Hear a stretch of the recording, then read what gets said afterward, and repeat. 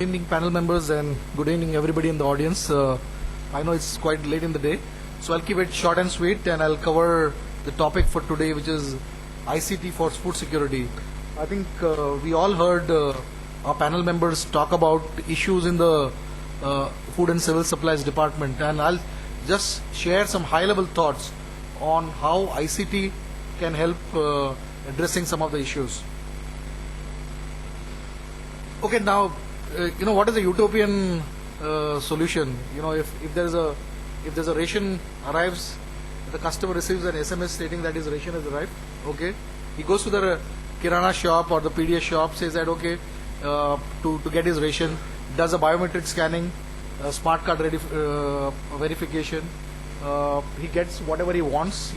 Say 4 kgs of rice, he gets that 4 kgs of rice. Okay, it is weighed and given back to him, and then at the end of the day, we have a happy customer or a citizen. Okay, so that's what I think the whole vision is. To provide food security for one and all. Okay, and how can ICT actually help do that? And that is not a distant vision. I think there are many pilots being run, and I think it can happen now and then. So what is the transformation required to get to this particular end state, if you would? We heard some comments out here is saying that okay, paper-based ration cards are being converted to smart cards, as Madam rightly mentioned.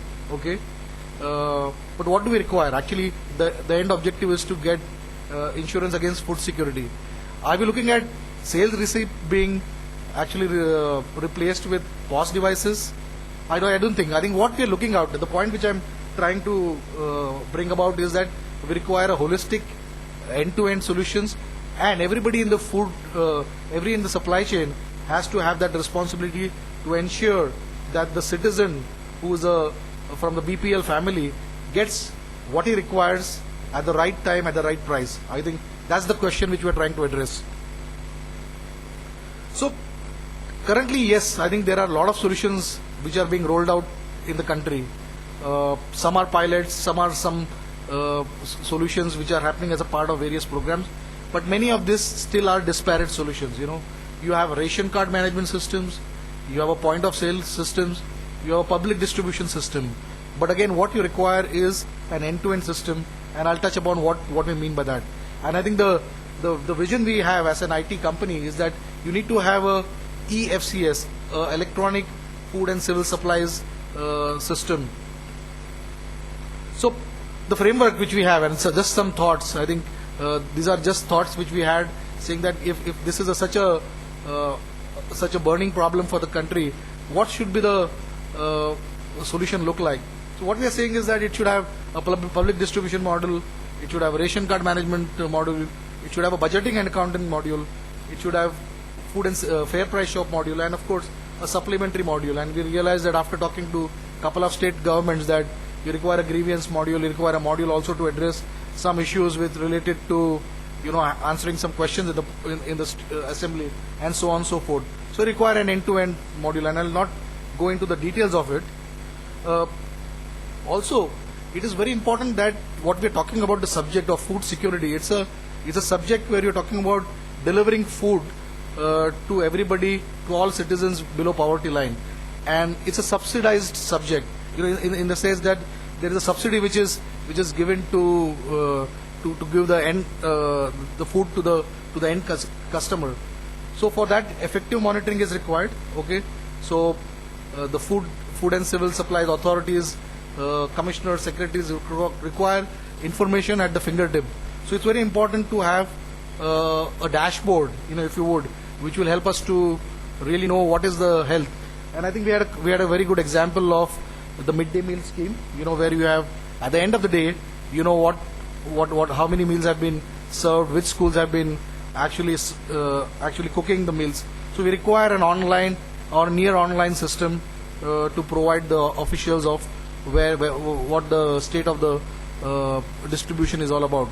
So a typical dashboard, and again, these are a point of view.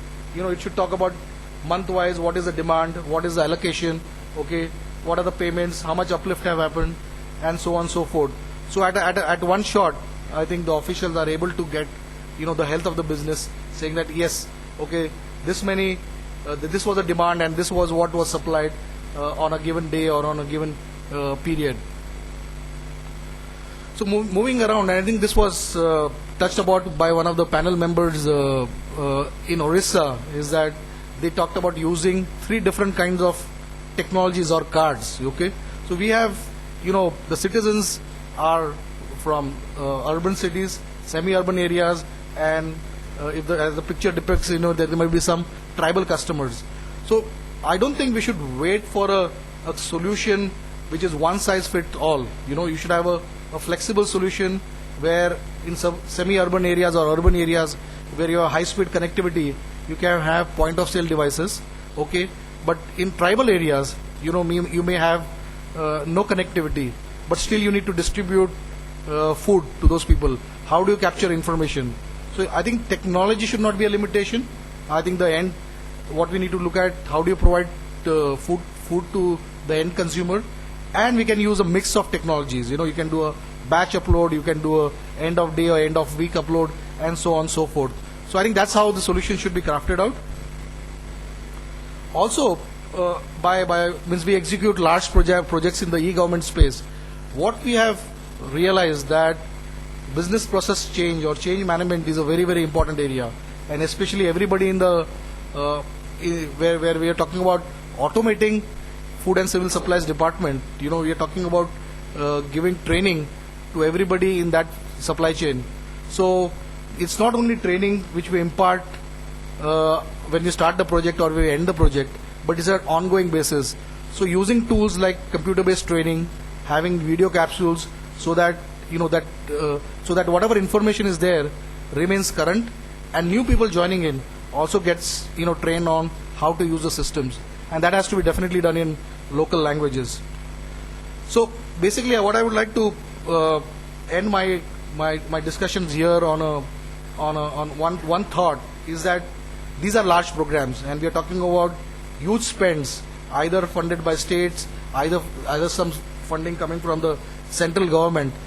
But a big bang approach is not the best approach. I think we should look at pilots, okay, where we do some small pilots, but we do pilots end to end, okay, not in silos, so that we are able to cover the entire supply chain end to end.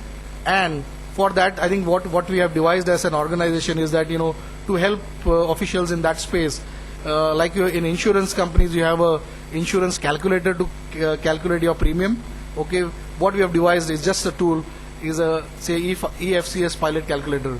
So you give some broad level parameters, and we'll be able to throw out approximately what will be the size of the project and what will be the parameters. So I think that's a thought which I would like to leave with, and of course during the question and answer session I would be glad to take any questions. Thanks.